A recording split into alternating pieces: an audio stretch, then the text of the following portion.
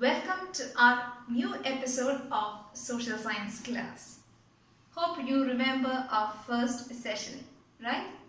Let's have a quick revision on what we discussed in our previous episode. എന്തൊക്കെയായിരുന്നു നമ്മൾ ആദ്യത്തെ എപ്പിസോഡിൽ കണ്ടത്? കോൺസ്റ്റാന്റിനോപ്പിൾ. ഹാഗിയ സോഫിയ എവിടെയാണ്?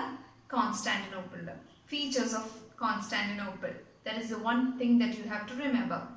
The fall of Constantinople 1453 Turks തുർക്കികൾ വന്ന് കോൺസ്റ്റാന്റിനോപ്പിൾ കീഴടക്കി. അപ്പോൾ അവിടെ ഉണ്ടായിരുന്ന സ്കോളേഴ്സ് എല്ലാം എങ്ങോട്ട് മൈഗ്രേറ്റ് ചെയ്തു? എക്സാക്ട്ലി ഇറ്റലിയിലേക്ക് പോയി. Why did they prefer Italy? Hope you remember the reasons. Traders, Greco-Roman culture, ഇതൊക്കെ അവർ ആർട്സിനും ലിറ്ററേച്ചറിനും ഒക്കെ കൊടുത്തിരുന്ന പ്രാധാന്യം, അതുകൊണ്ടൊക്കെയാണ് ഇറ്റലി അവർ പ്രിഫർ ചെയ്തത്. And again to the 13th century. 13th centuryയിൽ what happened? Renaissance, rebirth, revival, നവോത്ഥാനം, അതായത് ഒരു പുതിയൊരു തുടക്കമാണ് സംഭവിച്ചത്. അതിനൊരു മെയിൻ ഫീച്ചർ, റിനൈസൻസ് പീരീഡിൽ മെയിൻ ഫീച്ചർ ആയിട്ട് നമ്മൾ കണ്ടായിരുന്നു. What is that? Humanism. Humanism എന്ന് പറഞ്ഞാൽ എന്താ? മാനവികത. അതായത് മനുഷ്യന്റെ, സാധാരണക്കാരനായ മനുഷ്യന്റെ, കോമൺ മാന്റെ ലൈഫ്, അവന്റെ ഇൻട്രസ്റ്റ്, അവന്റെ താല്പര്യങ്ങൾക്ക് പ്രയോറിറ്റി കൊടുക്കുന്നു. അത് എഴുത്തിലും സാഹിത്യത്തിലും കലകളിലുമൊക്കെ പ്രതിഫലിച്ചു. അതാണ് humanism, which was a prominent feature of the Renaissance period. And then spirit of enquiry കുറിച്ചും റീസണിങ്ങിനെ കുറിച്ചൊക്കെ നമ്മൾ കഴിഞ്ഞ എപ്പിസോഡിൽ പറഞ്ഞിരുന്നു. കാണാത്തവർ നിർബന്ധമായും ആ ക്ലാസ് അറ്റൻഡ് ചെയ്യുക കേട്ടോ. ഇനി നമ്മൾ പറഞ്ഞു നിർത്തിയത് ഈ റിനൈസൻസ്, നവോത്ഥാനം ഒരുപാട് മേഖലകളിൽ മാറ്റം വരുത്തി. ലിറ്ററേച്ചറിൽ, സയൻസിൽ, ആർട്സിൽ, അങ്ങനെ ഫൈനലി ഇൻഡസ്ട്രിയൽ റെവല്യൂഷനിൽ വരെ കൊണ്ടുചെന്ന് എത്തി എന്ന് പറഞ്ഞാണ് നമ്മൾ ആ ഒരു എപ്പിസോഡ് അവസാനിപ്പിച്ചത്. ഇനി നമുക്ക് ഇന്നത്തെ episode in detail we can have a look at how this literature was being influenced, science, arts. Okay? Now, without wasting time, let's begin with our new session. Now, let us examine how the Renaissance influenced the different spheres of social life. സാമൂഹ്യ ജീവിതത്തിൽ ഓരോ മേഖലയും എങ്ങനെയാണ് ഈ renaissance, നവോത്ഥാനം influence ചെയ്ത് സ്വാധീനിച്ചത് എന്നാണ് നമ്മളിനി ഡീറ്റെയിൽ ആയിട്ട് നോക്കാൻ പോകുന്നത്. ആദ്യം സാഹിത്യത്തിൽ, ലിറ്ററേച്ചറിൽ എങ്ങനെയാണ് റിനൈസൻസ്, നവോത്ഥാനം ഇൻഫ്ലുവൻസ് ചെയ്തത്. Renaissance in literature. Look at that picture. അവിടെ ഒരാളെ കാണാം അല്ലേ? നമ്മുടെ ഇന്നത്തെ വേഷവിധാനങ്ങളൊന്നും അല്ല എന്ന് പറയുമ്പോൾ ഇതൊരു പഴയ പടമാണ്. ആരുടെയാണിത്? Petrarch. AD 1304 and AD 1374. He was born in AD 1304 and he passed away in the year 1374. He was one of the eminent writers of the Renaissance period. He is known as the father of Renaissance. Text underline ചെയ്തോണം, ഓർത്തോണം, കൃത്യമായിട്ട് പഠിച്ചോണം. He is known as the father of Renaissance. നവോത്ഥാനത്തിന്റെ പിതാവ് എന്നറിയപ്പെടുന്ന ആരെയാണ്? Petrarch. Repeat ചെയ്തേ. It is Petrarch. The magnum opus of Petrarch is Secretum. Magnum opus എന്ന് ഉദ്ദേശിക്കുന്ന ഇമ്പോർട്ടൻറ്റ് വർക്ക്, അദ്ദേഹത്തിന്റെ ഏറ്റവും പ്രാധാന്യമേറിയ ഒരു കൃതി ഏതാന്ന് ചോദിച്ചു കഴിഞ്ഞാൽ ഏതാണ്? ഏറ്റവും ഇമ്പോർട്ടൻ്റ് ആയിട്ടുള്ള വർക്ക് ഏതാണ് അദ്ദേഹം രചിച്ചിട്ടുള്ളതിൽ? സീക്രട്ടം. പെട്രാർക്ക് എന്ന് പറയുന്ന സാഹിത്യകാരന്റെ മേജർ വർക്ക് ഏതാണ്? സീക്രട്ടം. പെട്രാർക്ക് എന്ന് പറയുന്ന വ്യക്തി ആരാണ്? He is known as the father of renaissance. നവോത്ഥാനത്തിന്റെ ഒരുപാട് തലങ്ങൾ, അല്ലെങ്കിൽ നമ്മൾ പറഞ്ഞു പ്രോമിനന്റ് ഫീച്ചറാണ് നവോത്ഥാനത്തിന്റെ പ്രോമിനന്റ് ഫീച്ചറായിട്ട് നമ്മൾ പറഞ്ഞ എന്താണ്?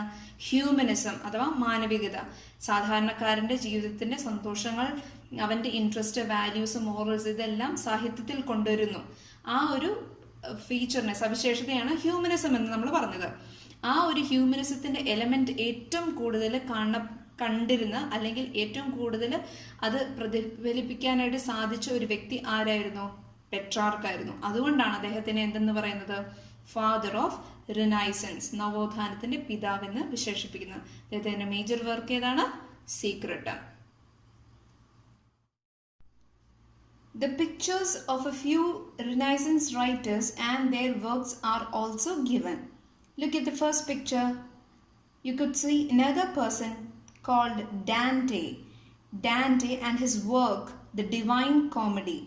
ആളുടെ പേര് ഡാൻറ്റെ, അദ്ദേഹത്തിൻ്റെ വർക്കിൻ്റെ പേര് ദ ഡിവൈൻ കോമഡി. അടുത്തത് ബൊക്കേഷ്യോ. ബൊക്കേഷ്യോ, അദ്ദേഹത്തിൻ്റെ വർക്കിൻ്റെ പേര് ദ ഡെക്കാമറൻ.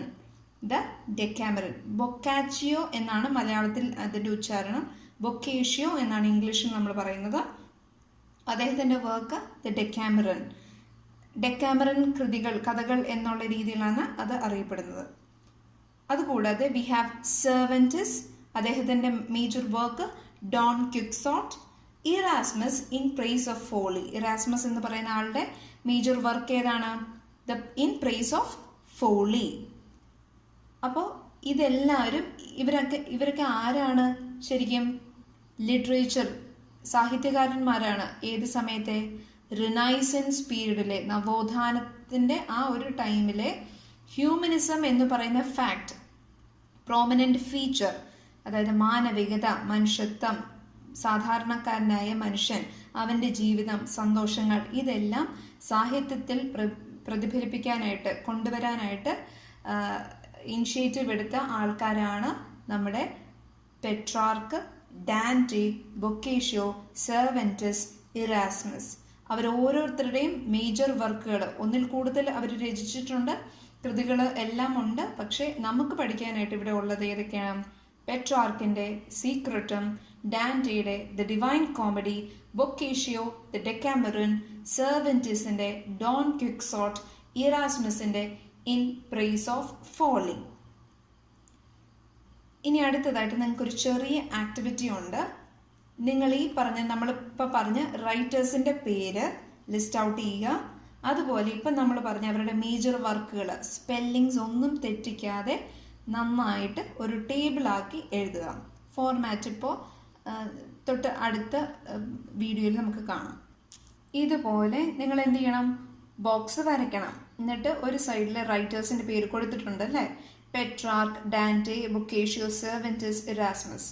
ഇനി അവരുടെ മേജർ വർക്ക് ഏതാണെന്നുള്ളത് കൃത്യമായിട്ട് ക്യാപിറ്റലൈസേഷൻ എവിടെയാണ് വരുന്നത്? For example the Divine Comedy 3 വേർഡുകളാണ് അല്ലേ? The Divine Comedy. അതിൽ ടി ക്യാപിറ്റൽ ആയിരിക്കണം, ഡി ക്യാപിറ്റൽ ആയിരിക്കണം, സി ക്യാപിറ്റൽ ആയിരിക്കണം. അതുപോലെ ഓരോന്നും സ്പെല്ലിങ് തെറ്റിക്കാതെ ടേബിൾ ഫോർമാറ്റിലാക്കി പുസ്തകത്തിൽ എഴുതണം. നോട്ട്ബുക്കിലേക്ക് അത് ട്രാൻസ്ഫർ ചെയ്യുകയും കൂടെ ചെയ്യണം. അതൊരു അഡീഷണൽ വർക്കല്ല. നിങ്ങൾക്ക് എന്താണ് അത് കൂടുതൽ നിങ്ങൾക്ക് മനസ്സിൽ ഉറപ്പിക്കാനായിട്ട് അങ്ങനെ ചെയ്യുമ്പോൾ സാധിക്കും. Okay, now let's have A look at renaissance in arts. Renaissance in arts, കലകളിൽ നവോത്ഥാനം എന്ത് തരത്തിലുള്ള മാറ്റമാണ് കൊണ്ടുവന്നതെന്ന് നമുക്കൊന്ന് നോക്കാം. This Renaissance spirit was most pronounced in painting. Leonardo da Vinci was one of the great painters of that period. The Mona Lisa and the Last Supper are his famous paintings. Leonardo da Vinci ആണ്. Leonardo da Vinci. Look at the spelling. എങ്ങനെയാണ് എഴുതുന്നതെന്ന് ഇപ്പം തന്നെ അത് പഠിച്ചു പോയിക്കോണം. Leonardo ഡാ Vinci. അദ്ദേഹം എന്ന് പറഞ്ഞു കഴിഞ്ഞാൽ വളരെ പോപ്പുലർ ആയിട്ടുള്ള ഒരു ആർട്ടിസ്റ്റ് ആയിരുന്നു, ഒരു പെയിൻറ്റർ ആയിരുന്നു. ഏത് സമയത്തെ?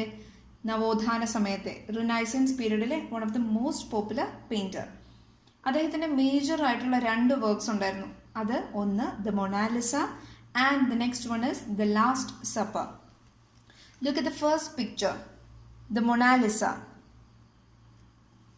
അതിൽ നോക്കിക്കഴിയുമ്പോൾ you could see the lady smiling. There is a smile on the face. ആ ഒരു സ്മൈലിനെ വിശേഷിപ്പിക്കുന്നത് it is A mysterious smile എന്നാണ്. എന്ന് പറഞ്ഞാൽ നിഗൂഢമായ ഒരു പുഞ്ചിരി എന്നാണ് വിശേഷിപ്പിക്കുന്നത്. അതായത് നമ്മുടെ ഉള്ളിൽ ഇപ്പോൾ ഒരു ദുഃഖമുണ്ട്. ആ ദുഃഖത്തോടു കൂടി നമ്മൾ ആ ഒരു ഫേസിലേക്ക് നോക്കുമ്പോൾ മൊണാലിസ ആ നമ്മുടെ ദുഃഖം മനസ്സിലാക്കി ആ ഒരു ദുഃഖത്തിൻ്റെ ഒരു ചിരിയായിട്ടാണ് നമുക്കത് കാണാൻ പറ്റുന്നത്. ഇനി നമ്മുടെ ഉള്ളിൽ സന്തോഷമാണെങ്കിൽ ആ ഒരു സന്തോഷത്തോടു കൂടി നോക്കുമ്പോൾ പോസിറ്റീവായിട്ടുള്ള ഒരു സന്തോഷത്തിൻ്റെ ഒരു സ്മൈലായിട്ടാണ് ആ പെയിൻറ്റിങ്ങിലെ ആ ചിരിയെ വിശേഷിപ്പിക്കുന്നത്. ദുഃഖമാണോ അതോ സന്തോഷമാണോ ആ പുഞ്ചിരിയിലൂടെ റിഫ്ലക്റ്റ് ചെയ്യുന്നത് എന്ന് ഇപ്പോഴും ഒരു തർക്ക വിഷയമാണ്. മനസ്സിലായോ? So that is the importance of this picture. മൊണാലിസയുടെ ദ മിസ്റ്റീരിയസ് സ്മൈൽ എന്ന് പറയുന്നതാണ് ഈ ഒരു പിക്ചറിനെ വേറിട്ട് നിർത്തിയേക്കുന്നത്. So that is one of the famous painting by Leonardo da Vinci. And the next one is The Last Supper. ക്രിസ്ത്യൻസിൻ്റെ ഇടയിൽ നമ്മൾക്ക് ഈ ക്രിസ്ത്യൻ വീടുകളിൽ അല്ലെങ്കിൽ പള്ളികളിലൊക്കെ നമ്മൾക്ക് ഈ ഒരു പിക്ചർ വളരെ ഫെമിലിയർ ആണ്. എന്താണിത്? അന്ത്യ അത്താഴം. അതായത് യേശു ക്രിസ്തുവിനെ, ജീസസ് ക്രൈസ്റ്റിനെ കുരിശിൽ തറയ്ക്കുന്നതിന് തൊട്ട് മുൻപായിട്ട് ഡിസൈപ്പിൾസ്, ശിഷ്യന്മാരുമൊത്ത് ഇരുന്ന് അവസാനത്തെ അത്താഴം കഴിക്കുന്ന, ലാസ്റ്റ് സപ്പർ കഴിക്കുന്ന ഒരു പിക്ടോറിയൽ റെപ്രസെൻറ്റേഷൻ ആണ് ഈ ദ ലാസ്റ്റ് സപ്പർ എന്ന് പറയുന്ന അവസാന അത്താഴം, യേശു ക്രിസ്തുവിൻ്റെ അന്ത്യ അത്താഴം ശിഷ്യന്മാരോടൊപ്പമുള്ളത്. അത് ആദ്യമായിട്ട്, അതിൻ്റെ പല വേർഷൻസ് ഇപ്പോഴൊക്കെ വരുന്നുണ്ട്, എങ്കിലും ഇത് ആദ്യമായിട്ട് വരച്ച് ഇത്രയും പോപ്പുലർ ആക്കിയത് ആരാണ്? ലിയോനാർഡോ ഡാ Vinci. He is one of the prominent renaissance painter. ഏറ്റവും കൂടുതൽ ഇമ്പോർട്ടൻ്റ് ആയിട്ടുള്ള ഒരു പെയിൻറ്ററാണ്, റിനൈസൻസ് പീരീഡിലെ ഒരു പെയിൻറ്ററാണ് ആര്? ലിയോനാർഡോ ഡാ Vinci. And his famous works are the Mona Lisa and the last supper. Leonardo ഡാ വിഞ്ചി കൂടാതെ ഈ ഒരു റിനൈസൻസ് പീരീഡിൽ പ്രോമിനൻ്റ് ആയിട്ടുള്ള എന്ന് പറഞ്ഞാൽ വളരെ ഇമ്പോർട്ടൻ്റ് ആയിട്ടുള്ള മറ്റ് പെയിൻറ്റേഴ്സും കൂടെ ഉണ്ടായിരുന്നു. റിനൈസൻസ് പെയിൻറ്റേഴ്സ് കൂടെ ഉണ്ട്. അവരാരൊക്കെയാണെന്നാണ് ഈ പിക്ചറിൽ നമുക്ക് കാണാൻ പറ്റുന്നത്. One is Michelangelo and the other one is Raphael. മൈക്കൽ ആഞ്ചലോയുടെ ഒരു ഫേമസ് ഒരു പെയിൻറ്റിംഗ് ആണ് the last judgement. The last judgement, അന്ത്യവിധി. അതും ക്രിസ്തീയ വിശ്വാസവുമായിട്ട് ബന്ധപ്പെട്ടാണ് അന്ത്യവിധി. അതായത് അവസാനം ഒരു വിധി ഉണ്ടാകും, മനുഷ്യകുലത്തിനൊരു വിധി വരും. ആ വിധിയിൽ നന്മ ചെയ്തവർ സ്വർഗത്തിലേക്കും തിന്മ ചെയ്തവരെ ശിക്ഷാവിധിക്കും വിധിക്കുന്നു. ആ ഒരു ടൈമിൽ സ്വർഗം തുറക്കപ്പെടുമെന്നും മാലാഖമാരെല്ലാം വരുമെന്നും എന്നുള്ള ഒരു വിശ്വാസം, ബൈബിള് കേന്ദ്രീകരിച്ചിട്ടുള്ള ഒരു പിക്ടോറിയൽ റെപ്രസെൻറ്റേഷൻ ആണ് ദ ലാസ്റ്റ് ജഡ്ജ്മെൻറ്റ്, അവസാന വിധി എന്ന് പറയുന്നത്. അപ്പോൾ അത് ഒരു പെയിൻറ്റിംഗ് ആയിട്ട് മാറ്റിയതാരാണ്? പെയിൻറ്റിങ്ങിലൂടെ അത് കാണിച്ചു തന്നതാണ് മൈക്കൽ ആഞ്ചലോ. അപ്പോൾ മൈക്കൽ ആഞ്ചലോയുടെ the famous painting during the renaissance period ഏതാണ്? The last judgement. And the next one is Raphael. റാഫേലും റിനൈസൻസ് പീരീഡിലെ പ്രോമിനൻ്റ് ആയിട്ടുള്ള ഒരു പെയിൻറ്ററാണ്. അദ്ദേഹത്തിൻ്റെ വർക്ക് എന്ന് പറയുന്നത് the school of Athens. The School of Athens. Look at the picture and you can identify the Last Judgment as well as the School of Athens by Michelangelo and Raphael.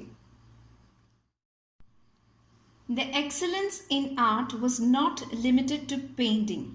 In course of time, sublime works were created in the fields of architecture, sculpture and music.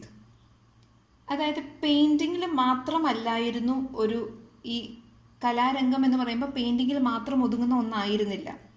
പിന്നീട് there were dignified works. Sublime means dignified works. അതായത് വളരെ നല്ല രീതിയിലുള്ള ഒരു ഒരു മുന്നേറ്റം പല രീതിയിലുള്ള കലാരംഗത്തും വന്നിട്ടുണ്ട്. ഏതൊക്കെ കലാരംഗങ്ങളിലാണ് വന്നേക്കുന്നത്? in the field of architecture, sculpture and music. Architecture means വാസ്തുശില്പങ്ങളിൽ വന്നിട്ടുണ്ട്. അതുപോലെ തന്നെ സ്കൾപ്ചർ, കൊത്തുപണികളിൽ വന്നിട്ടുണ്ട്. ആൻഡ് ഓൾസോ മ്യൂസിക്, സംഗീതത്തിൽ പോലും ഈ റിനൈസൻസിൻ്റെ ഒരു ഇൻഫ്ലുവൻസ്, ഹ്യൂമനിസത്തിൻ്റെ ഇൻഫ്ലുവൻസ് എല്ലാം ഈ പറഞ്ഞ മറ്റു മേഖലകളിലും പെയിൻറ്റിങ് കൂടാതെ ആർക്കിടെക്ചറിലും സ്കൾപ്ചറിലും മ്യൂസിക്കിലും നമുക്ക് കാണാനായിട്ട് സാധിക്കും. അപ്പോൾ the prominent sculptors and architects and their works can be identified from the following pictures. Look at this picture. You can see Lorenzo Ghiberti. Lorenzo Ghiberti എന്ന് പറയുന്ന he is an architect. Lorenzo Ghiberti എന്ന് പറയുന്ന ഒരു വാസ്തുശില്പിയാണ്.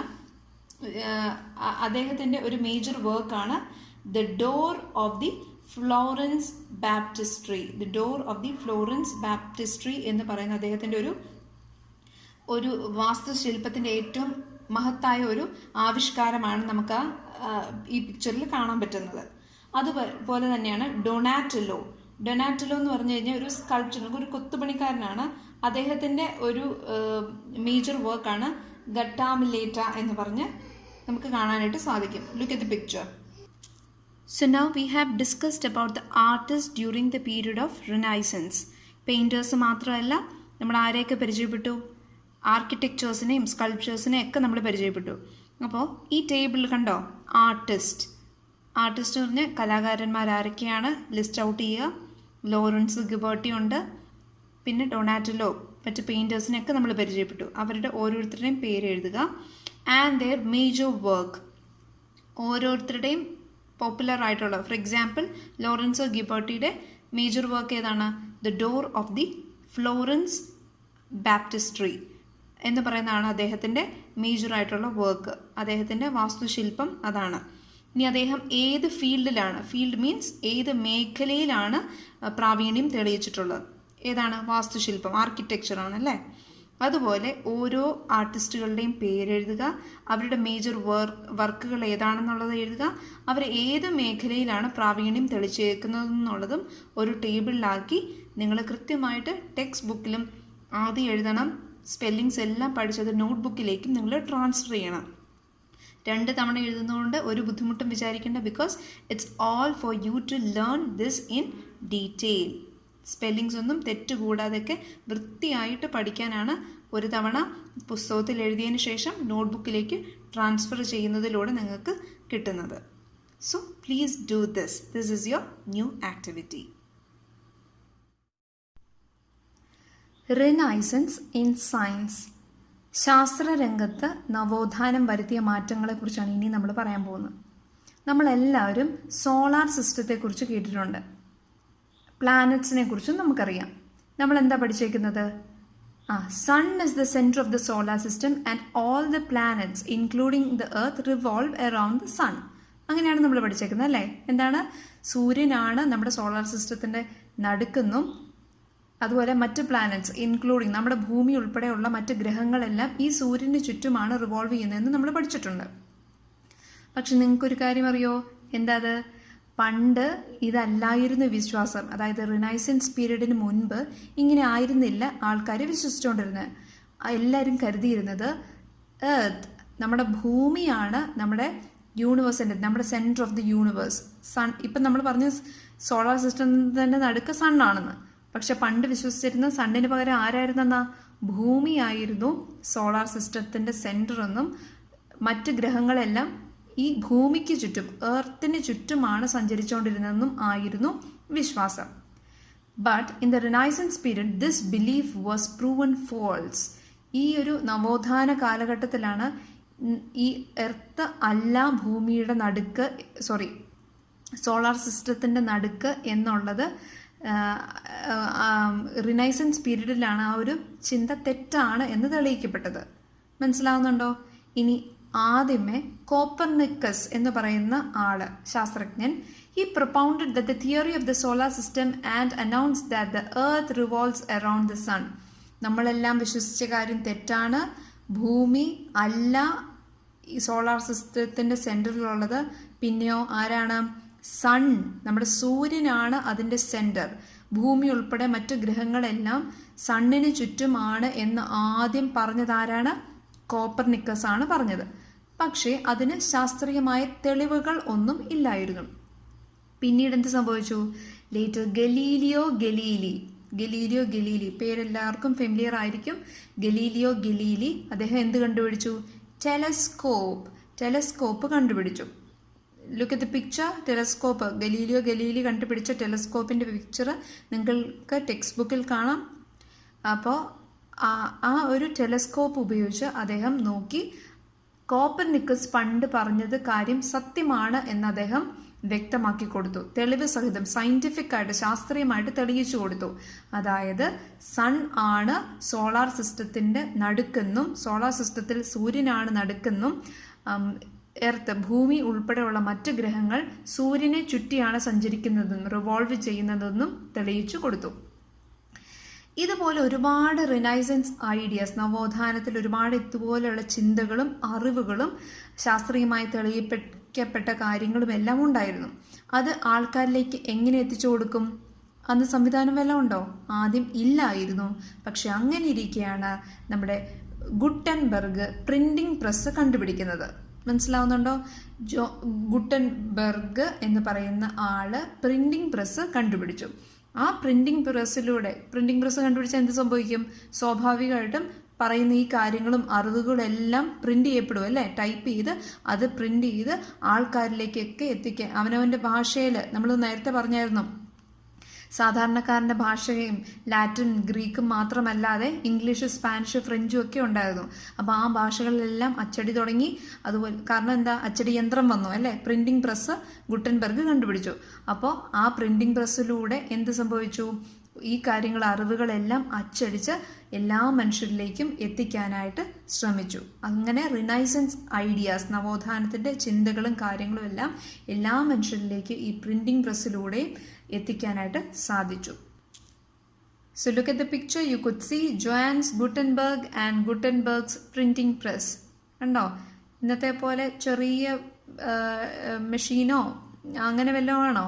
വലിയൊരു area തന്നെ cover ചെയ്യുന്ന രീതിയിലുള്ള വലിയൊരു പ്രിന്റിംഗ് മെഷീനാണ് ഈ ഗുട്ടൻബർഗ് കണ്ടുപിടിച്ചത്. Hope you saw the picture.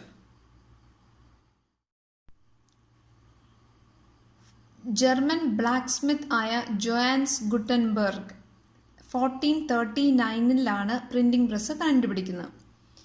തുടക്കത്തിൽ it was made of replaceable wooden alphabets, തടി കൊണ്ടുള്ള ആൽഫബറ്റ്സ് ആയിരുന്നു അതിൽ ഉണ്ടായിരുന്നത്.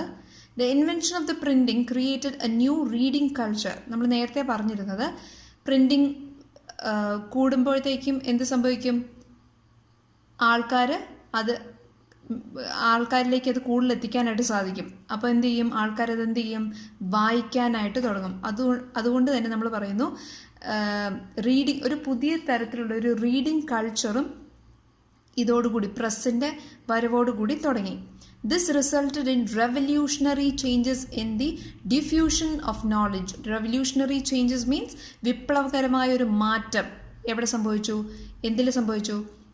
ഈ അറിവ് പകർന്നു കൊടുക്കുന്നില്ല. ഡിഫ്യൂഷൻ ഓഫ് നോളജ് മീൻസ് ആൾക്കാരിലേക്കും സാധാരണക്കാരിലേക്കും ഒക്കെ ഈ പ്രിന്റിംഗ് പ്രസ് വഴി വായന എന്നുള്ളൊരു ശീലം കൂടി അറിവ് നേടാൻ തുടങ്ങി. അങ്ങനെ നോളജ്, അറിവ് എല്ലാവരിലേക്കും എത്തിക്കാനായിട്ട് സാധിച്ചു. Gradually the technology spread to other continents too. ഈ ഒരു ടെക്നോളജി, പ്രിന്റിംഗ് പ്രസ്, ഈ ഒരു കണ്ടുപിടുത്തം മറ്റ് കോണ്ടിനെൻറ്റ്സിലേക്കും ഒക്കെ ഇത് സ്പ്രെഡ് ചെയ്തു. അപ്പോൾ നമ്മൾ ഓൾറെഡി സയൻസിലെ ഒരുപാട് കാര്യങ്ങൾ ഡിസ്കസ് ചെയ്തല്ലേ? എന്തൊക്കെ തരത്തിലുള്ള ചേഞ്ചസ് ആണ്, ഇൻഫ്ലുവൻസ് ആണ് റിനൈസൻസ് കൊണ്ടുവന്നത്. കോപ്പർനിക്, നമ്മളുടെ സോളാർ സിസ്റ്റവുമായിട്ട് ബന്ധപ്പെട്ട വിശ്വാസങ്ങൾ, നേരത്തെ വിശ്വാസം ഏതാണ് ശരി ഏതാണ് തെറ്റ് എന്നുള്ളത് കണ്ടുപിടിച്ചത്, ഗലീലിയോയുടെ ടെലസ്കോപ്പ്, ഗുട്ടൻബർഗിൻ്റെ പ്രിന്റിംഗ് പ്രസ്, പുതിയൊരു റീഡിംഗ് കൾച്ചർ, ഇതെല്ലാം നമ്മൾ പരിചയപ്പെട്ടു.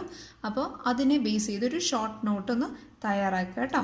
ഫീൽഡ് സയൻസ്, ശാസ്ത്ര മേഖലയിൽ നവോത്ഥാനം വരുത്തിയ മാറ്റങ്ങൾ എന്തൊക്കെ? What are the changes or discuss the influence of the renaissance in the field of science. The reformation. Reformation എന്ന വാക്കിൻ്റെ അർത്ഥം കറക്ഷൻ അല്ലെങ്കിൽ ഒരു ചേഞ്ച്. ആ ഒരു ചേഞ്ച്, ഒരു മാറ്റം എന്ന് പറയുന്നത് ഇംപ്രൂവ്മെൻറ്റിന് വേണ്ടി, കുറച്ചുകൂടെ ഒന്ന് മെച്ചപ്പെടുത്താൻ വേണ്ടിയുള്ള ഒരു മാറ്റം. അങ്ങനെ ഒരു മാറ്റം ാണ് റിഫോർമേഷൻ എന്ന വാക്കുകൊണ്ട് ഉദ്ദേശിക്കുന്നത്. So the reformation. The renaissance had A say in the religious sphere also എന്ന് പറയുമ്പോൾ നമ്മൾ ശാസ്ത്ര രംഗത്തെ മാറ്റം കണ്ടു, ലിറ്ററേച്ചറിൽ വന്ന മാറ്റം നമ്മൾ പരിചയപ്പെട്ടു, ആർട്ടിൽ വന്ന മാറ്റം നമ്മൾ ഡിസ്കസ് ചെയ്തു.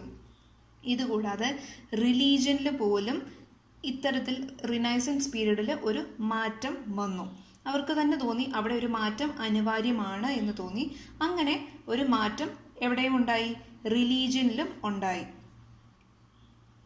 ദ റിഫൈൻമെന്റ് മീൻസ് റിഫോർമേഷൻ അല്ലെങ്കിൽ the change, refinement underwent by the European Christianity in the 16th century is known as the Reformation. ഓർത്ത് വെക്കേണ്ട കാര്യമാണ്. റിഫോർമേഷൻ എന്ന് പറഞ്ഞാൽ യൂറോപ്പിലെ ക്രിസ്ത്യാനിറ്റി, ക്രിസ്തു മതത്തിൽ വിശ്വസിക്കുന്നവരിൽ 16-ാം നൂറ്റാണ്ടിൽ വന്ന ഒരു മാറ്റം, ആ ഒരു ചേഞ്ചിനെ, ഒരു ഇംപ്രൂവ്മെൻറ്റിനെയാണ് എന്തെന്ന് പറയുന്നത്? ദ റിഫോർമേഷൻ എന്ന് പറയുന്നത്. Martin Luther led this movement which began in Germany. ജർമ്മനിയിലാണ് ഇതിന് ആരംഭം കുറിച്ചത്. അതിൻ്റെ മെയിൻ വക്താവ്, ഈ ഒരു റിഫോർമേഷൻ മൂവ്മെൻറ്റിൻ്റെ ലീഡറായിട്ട് നിന്നത്, ഈ മൂവ്മെൻറ്റിനെ നയിച്ചതും ആയിട്ടുള്ള വ്യക്തിയുടെ പേര് Martin Luther. He was A Protestant. അപ്പോൾ മാർട്ടിൻ ലൂഥർ ആണ് ജർമ്മനിയിൽ ഈ ഒരു റിഫോർമേഷൻ മൂവ്മെൻറ്റിന് തുടക്കം കുറിച്ചത്.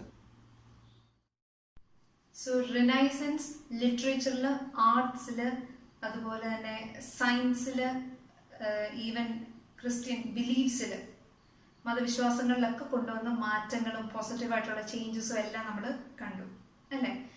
നമ്മൾ തുടക്കത്തിൽ പറഞ്ഞ ഓർക്കുന്നുണ്ടോ, യൂറോപ്പിനും ഏഷ്യയ്ക്കും ഇടയ്ക്കായിട്ടാണ് എന്ത് കോൺസ്റ്റാന്റിനോപ്പിൾ ആണ് ഗേറ്റ് വേ ആയിട്ട് നിന്നിരുന്നത്.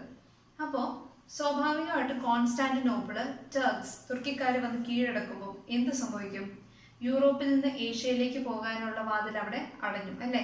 പ്രവേശന കവാടമായിട്ട് നിന്നത് ആരായിരുന്നു? കോൺസ്റ്റാന്റിനോപ്പിൾ ആണ്. പക്ഷെ അത് ടർക്സ് വന്ന് കീഴടക്കുമ്പോൾ സ്വാഭാവികമായിട്ടും അവിടെ ഒരു ഭിന്നത വരും. അപ്പോൾ അവർക്ക് യൂറോപ്പിൽ നിന്ന് ഏഷ്യയിലേക്ക് വരാനോ ഏഷ്യയിൽ നിന്ന് യൂറോപ്പിലേക്ക് പോകാനോ ഉള്ള സാധ്യതകൾ കുറഞ്ഞു. അങ്ങനെ വരുമ്പം അവർ നിർബന്ധിതരാകും. എന്തിന്? അവർക്ക് യൂറോപ്യൻ ട്രേഡേഴ്സിന് ഏഷ്യയിലേക്ക് എങ്ങനെയും എത്തണമെങ്കിൽ എന്ത് ചെയ്യണം? നമ്മൾ നേരത്തെ ആ മാപ്പ് ഓർക്കുന്നുണ്ടോ? അപ്പുറത്തും ഇപ്പുറത്തും സീ ആണ്, Black Sea and the Mediterranean Sea. ഓർമ്മയുണ്ടോ? അപ്പൊ ആ ഒരു കടൽ മാർഗമേ ഉപയോഗിക്കാൻ പറ്റത്തുള്ളൂ. അങ്ങനെയാണ് സീ റൂട്ട്സ് ആൾക്കാർ ഡിസ്കവർ ചെയ്തത്. മനസ്സിലാവുന്നുണ്ടോ? യൂറോപ്യൻ ട്രേഡേഴ്സിന് ഏഷ്യയിലേക്ക് എത്തണമെങ്കിൽ മറ്റു മാർഗമൊന്നുമില്ല, സീ റൂട്ടുകൾ പുതിയതായിട്ട് കണ്ടുപിടിക്കണം. ഇനി കണ്ടുപിടിക്കണമെങ്കിൽ ചുമ്മാ അങ്ങ് കടലിലൂടെ അങ്ങ് പോകാൻ പറ്റുമോ? റൂട്ട് മാപ്പ് ഒന്നും ഇല്ലാതെ എങ്ങനെ പോകണം? എന്തെങ്കിലും ഒരു സംവിധാനം വേണം ഡയറക്ഷൻ കണ്ടുപിടിക്കാനായിട്ട്. കടൽ വിശാലമായിട്ട് കിടക്കുമല്ലേ. അപ്പോൾ അങ്ങനെ ഏത് വഴി പോയാൽ കരയൊക്കെ കണ്ടുപിടിക്കാം, അല്ലെ ഏഷ്യയിലേക്ക് എത്താം എന്നുള്ളൊരു ഇൻവെസ്റ്റിഗേഷന്റെ ഭാഗമായിട്ട് എന്ത് കണ്ടുപിടിച്ചു? നമ്മുടെ വടക്ക് നോക്കിയ യന്ത്രം, ദ കോമ്പസ്. കേട്ടിട്ടുണ്ടോ? കോമ്പസ്, ഡയറക്ഷൻ കാണിക്കുന്ന വടക്ക് നോക്കിയ യന്ത്രം കണ്ടുപിടിച്ചു. അതിൽ കൃത്യമായിട്ട് ഓരോ നോർത്ത്, സൗത്ത്, ഈസ്റ്റ്, വെസ്റ്റ് ഒക്കെ കൃത്യമായിട്ട് കണ്ടുപിടിക്കാനായിട്ട് പറ്റും. ആ ഒരു കോമ്പസ് കണ്ടുപിടിക്കുന്നു.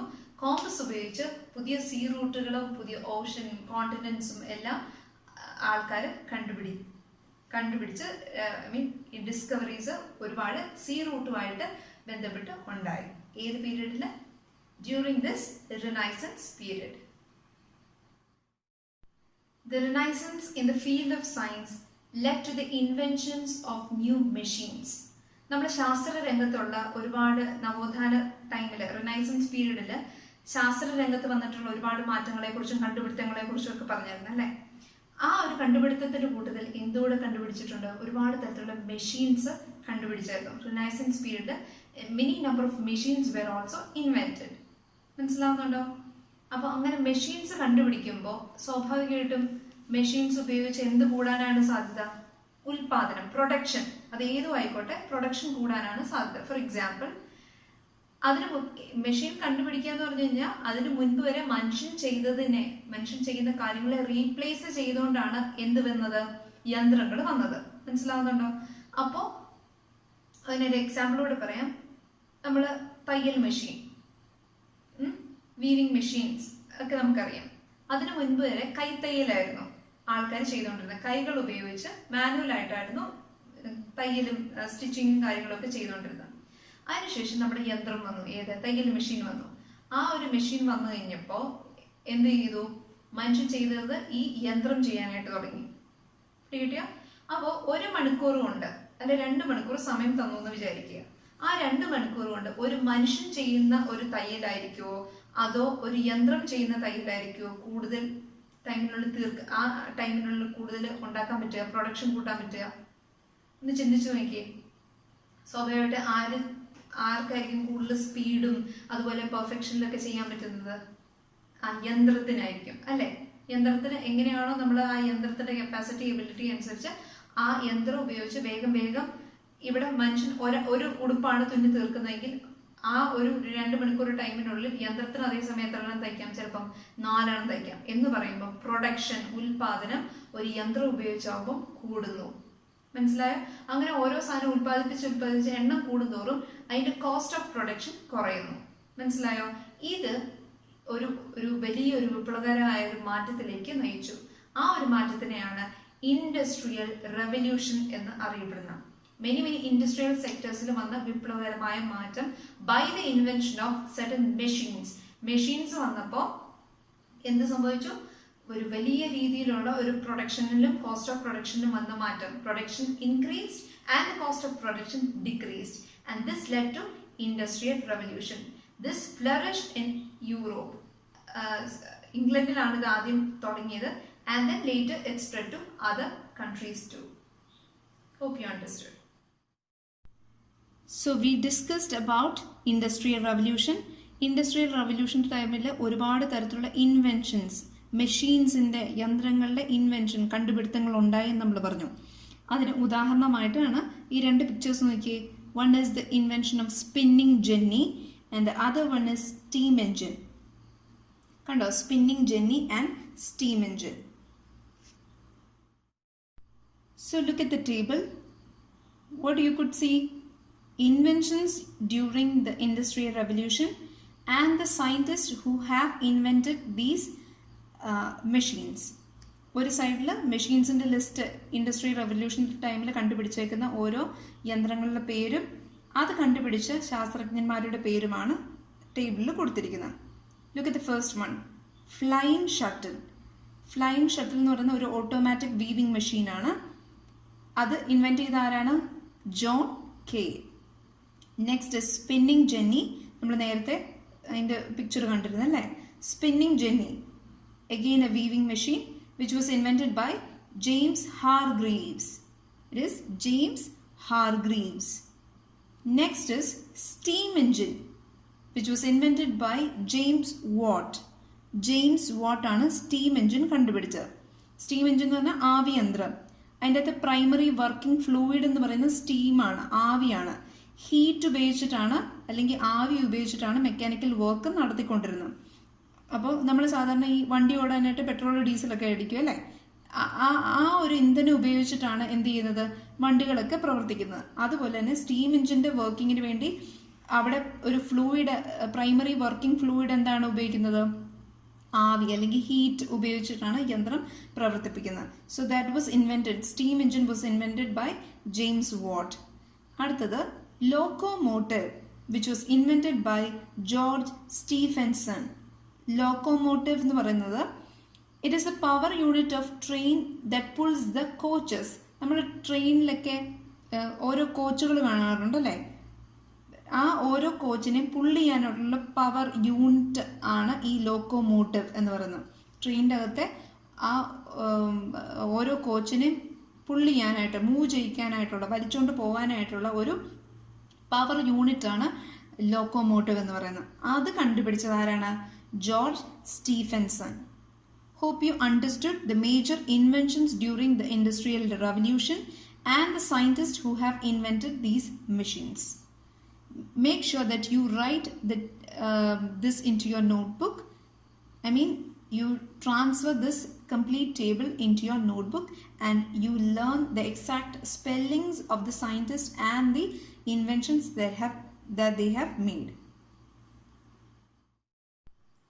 So that's the end of chapter 1, Europe and Transition. Let's have a close look into this chapter once more. Okay? നമ്മൾ എവിടെ നിന്നാണ് തുടങ്ങിയത്? റിനൈസൻസ്. അവിടെയാണല്ലോ ആ ട്രാൻസിഷൻ, ഒരു ചേഞ്ച് നടക്കുന്നത്. യൂറോപ്പിൻ്റെ ഒരു ചേഞ്ച്, ഒരു ട്രാൻസിഷൻ എന്ന് പറഞ്ഞ് നടക്കുന്നത് എപ്പോൾ മുതലാണ്? റിനൈസൻസ് പീരീഡ് മുതലാണ്. 13th centuryയോട് കൂടിയാണ്. So where did Renaissance begin? In Italy. What is a prominent feature, characteristic, ഏറ്റവും വലിയ സവിശേഷത, റിനൈസൻസ് പീരീഡിന്റെ ഏറ്റവും വലിയ സവിശേഷത, prominent feature എന്താണ്? Humanism, which means the life of common man, his values and interests were given importance. That was depicted in literature, art, science, religion and so on. ഓർമ്മയുണ്ടല്ലോ? ഇനി നമ്മൾ പറഞ്ഞു റിനൈസൻസ് ഒരുപാട് മാറ്റങ്ങൾ കൊണ്ടുവന്നു, ലിറ്ററേച്ചറിൽ കൊണ്ടുവന്നു. ഏതൊക്കെ വ്യക്തികൾ ഏതൊക്കെ ഫീൽഡിലാണ്, എന്തൊക്കെയാണ് അവരുടെ മേജർ വർക്ക്സ് നമ്മൾ പറഞ്ഞു. ആർട്സിൽ കൊണ്ടുവന്നു, സയൻസിൽ കൊണ്ടുവന്നു, അതുപോലെ തന്നെ ഈവൻ ഇൻ റിലീജിയൻ നമ്മൾ മാർട്ടിൻ ലൂതറിനെ കുറിച്ചൊക്കെ സംസാരിച്ചായിരുന്നു. ജർമ്മനിയിലാണ് റിഫോർമേഷൻ തുടങ്ങിയത് എന്നൊക്കെ പറഞ്ഞു. സീ റൂട്ടുകളുടെ ഡിസ്കവറിയെ കുറിച്ച് നമ്മൾ പറഞ്ഞു. കോമ്പസ് കണ്ടുപിടിച്ചതിനെ കുറിച്ച് നമ്മൾ പറഞ്ഞു. എന്തുകൊണ്ടാണ്? യൂറോപ്പിൽ നിന്ന് ഏഷ്യയിലേക്കുള്ള സുഗമമായ യാത്രയ്ക്ക് കച്ചവടത്തിന് വേണ്ടി വരാണമെന്നുണ്ടെങ്കിൽ കോൺസ്റ്റാന്റിനോപ്പിൾ ടർക്കി കീഴടക്കി. അതുകൊണ്ട് അവര് നിർബന്ധിതരായി പുതിയ സീ റൂട്ട് കണ്ടുപിടിക്കാനായിട്ട്. അപ്പോൾ നമ്മൾ സീ റൂട്ടിനെയും അതിന്റെ ഇൻവെൻഷൻസും ആയിട്ട് ബന്ധപ്പെട്ട കാര്യങ്ങൾ നമ്മൾ പറഞ്ഞു. അതുപോലെ നമ്മൾ എന്ത് പറഞ്ഞു? ഇൻഡസ്ട്രിയൽ റവല്യൂഷൻ, മെഷീൻസ് വന്നതും പ്രൊഡക്ഷൻ കൂടിയതും കോസ്റ്റ് ഓഫ് പ്രൊഡക്ഷൻ കുറഞ്ഞതും ഇൻഡസ്ട്രിയൽ റവല്യൂഷൻ വന്നതിനെ കുറിച്ച് പറഞ്ഞു. ഇൻഡസ്ട്രിയൽ റവല്യൂഷൻ ടൈമിൽ ഒരുപാട് ഇൻവെൻഷൻസ്, കണ്ടുപിടുത്തങ്ങൾ ഏതൊക്കെയാണെന്ന് നമ്മൾ ലിസ്റ്റ് ഔട്ട് ചെയ്തു. ആരൊക്കെയാണ് അവ കണ്ടുപിടിച്ചതെന്ന് നമ്മൾ പറഞ്ഞു. So that's the end of this chapter. This is the summary of this chapter. Okay, that you make sure that you write the summary into your notebook. എന്തിനു വേണ്ടിയാ? കുറച്ചുകൂടെ അത് ഡെപ്തിൽ നമുക്കൊന്ന് മനസ്സിൽ ഉറയ്ക്കാൻ വേണ്ടിയാണ് വീണ്ടും നമ്മളത് നോട്ട്ബുക്കിലേക്കും കൂടെ ട്രാൻസ്ഫർ ചെയ്യുന്നത്. വായിച്ചും സ്പെല്ലിംഗ് ഒന്നും തെറ്റിക്കാതെ എഴുതി പഠിക്കുക. മനസ്സിലായോ? നോട്ട്സും കംപ്ലീറ്റ് ചെയ്യുക. ആൻഡ് അഗെയിൻ ഇനി കൂടുതൽ താല്പര്യമുള്ളവർക്ക് നിങ്ങൾക്ക് ചെയ്യാൻ പറ്റുന്ന മറ്റൊരു ആക്ടിവിറ്റിയും കൂടെ ഉണ്ട്. നമ്മൾ ഒരുപാട് പെട്രാർക്ക് മുതൽ നമ്മൾ മാർട്ടിൻ ലൂതർ ആൻഡ് അഗെയിൻ ഒരുപാട് ഗലീലി, ഗുട്ടൻബർഗ്, അവരൊക്കെ കാര്യം നമ്മൾ പറഞ്ഞില്ലേ. ഒരുപാട് ആർട്ടിസ്റ്റിന്റെ കാര്യം, പെയിന്റേഴ്സിന്റെയും സ്കൾപ്ചേഴ്സിന്റെയും ആർക്കിടെക്ട്സിന്റെ കാര്യമൊക്കെ നമ്മൾ പറഞ്ഞായിരുന്നു. അവരുടെയൊക്കെ പിക്ചേഴ്സ് നിങ്ങൾക്ക് കളക്ട് ചെയ്യാൻ പറ്റുമെങ്കിൽ, അറിയാം കൊറോണ കാലമാണ് എങ്കിലും നിങ്ങൾക്ക് ഏതെങ്കിലും സോഴ്സിൽ നിങ്ങൾക്ക് അവൈലബിൾ ആണ് എന്നുണ്ടെങ്കിൽ, why don't you collect the pictures of these renaissance പീരീഡിലുള്ള റൈറ്റേഴ്സിന്റെ ഒക്കെ പിക്ചേഴ്സ് കളക്ട് ചെയ്യുക. അവരുടെ മേജർ വർക്ക്സ് ലിസ്റ്റ് ഔട്ട് ചെയ്ത് ഒരു പിക്ചർ ആൽബം തയ്യാറാക്കാനായിട്ട് ശ്രമിക്കുക. Okay, that is something interesting, right? അപ്പോൾ പതുക്കെ അതും ചെയ്യാനായിട്ട് ശ്രമിക്കുക. Hope you enjoyed the session. Please do watch the first episode, connect it with the second episode and learn everything thoroughly.